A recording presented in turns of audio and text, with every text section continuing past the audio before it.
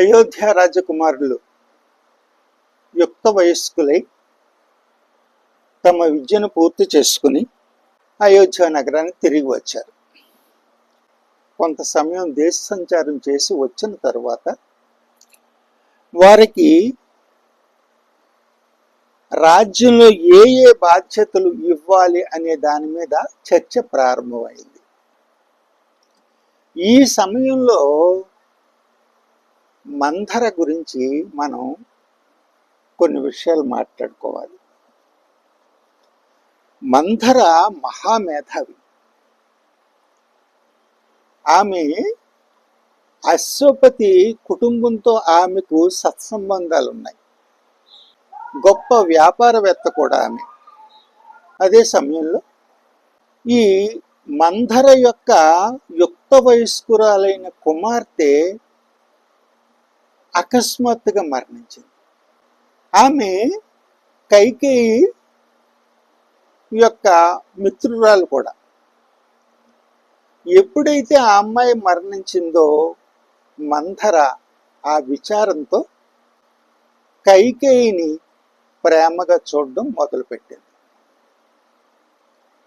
అశ్వపతి కైకేయిని దశరథుడికిచ్చి వివాహం చేస్తానంటే మంథర ఏమాత్రం అంగీకరించలేదు. వృద్ధుడైనటువంటి దశరథుడికి వివాహం ఎలా చేస్తావు నువ్వు అని చెప్పి అడ్డుకుంది కూడా. కానీ అశ్వపతి తన మనవడు అయోధ్యకు రాజు అవుతాడనే భావంతో వివాహం జరిపించాడు. ఆ వివాహాన్ని అడ్డుకోలేకపోయింది మంథర. కానీ తన కైకేయిని విడిచి ఉండలేక తన పుత్రికలాగే ఆమెను చూస్తుంది కాబట్టి తను కూడా అయోధ్య వచ్చేసింది.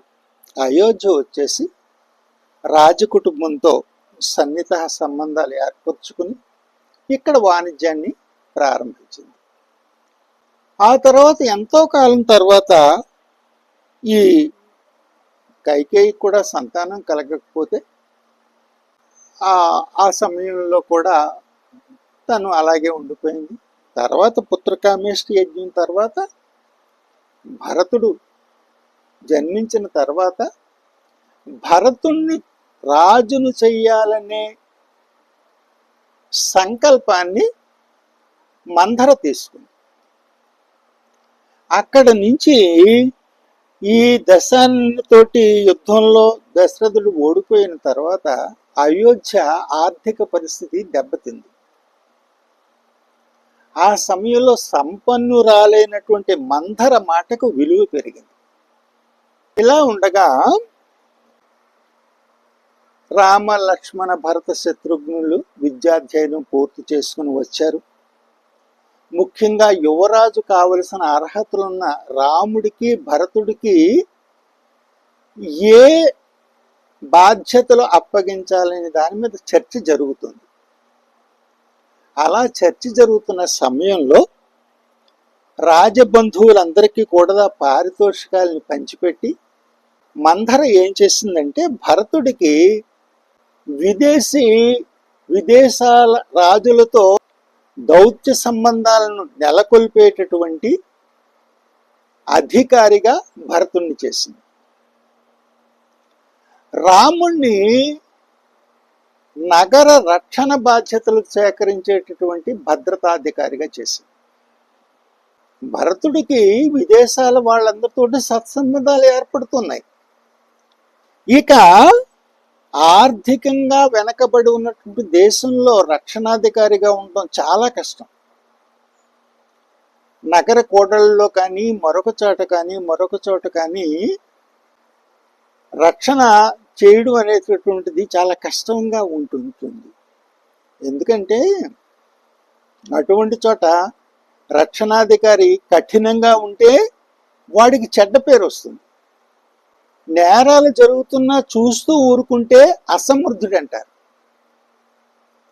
ఆ రకంగా కైకేయి భరతుడికి మీద అందరి దృష్టి చక్కగా పడేటట్టుగా ఏర్పాటు చేసింది. అదే విధంగా రాముడిని ఇరుకుల్లో పెట్టాలనే ప్రయత్నం చేసింది. కానీ రాముడు ఎలాగుంటాడంటే, నాకు ఇది కావాలని ఎప్పుడూ కోరడు. 18 సంవత్సరాలుగా ఈ అశ్వపతి యొక్క రాజబంధువులు ఇక్కడ ఉండి అతన్ని అనేక ఇబ్బందులు పెడుతున్నా, దశరథుడికి దూరంగా ఉంచిన ఏనాడు కూడా తను విసుగు చెందలేదు. ప్రతి దాన్ని ఒకేలాగా తీసుకుంటూ ఉంటాడు. ప్రతి వాళ్ళని ప్రేమగా పలకరిస్తూ ఉంటాడు. వీడు నా పట్ల ఇలాగున్నాడనే భావం ఏనాడు అతని మొహంలో కనిపించదు. అంత ధీరోదాత్త స్వభావం గలవాడు. అవిశ్రాంతంగా పనిచేయడమే అతనికి తెలుసు. ఫలితం వైపు కూడా ఆశించడు. ఆ రకంగా ఒక వ్యాపారవేత్తగా మంథర భరతుడికి అందరి రాజులతోనూ సత్సంబంధాలు ఏర్పడే శాఖని, ఇక్కడ నేరాలను అరకట్టేటటువంటి భద్రతాధికారిగా రాముడి యొక్క స్థితి అందరి దృష్టిలోనూ చులకనగా మారేటట్టు ఏర్పాటు చేయడం జరిగింది. ఇది తర్వాత కాలాల్లో ఎలాగ వస్తుందనేది చూడాలి. అందుకే ఎప్పుడైతే రాముడు అడవులకు వెళ్ళాలని సంకల్పం చేసుకున్నాడో ఆ సమయంలో కైకేయికి నీకు 2 వరాలు ఇచ్చాడు కదా దశరథుడు, ఆ 2 వరాలు అడుగు అని చెప్పినప్పుడు, ఓహో కాగల కార్యం గంధర్వులే చేస్తున్నారు సరే అని కైకేయి దాన్ని తాత్కాలికంగా అంగీకరించి సాక్షి మాత్రంగా ఆమె ఉంది, రాముడికి కావలసినట్టు చేసి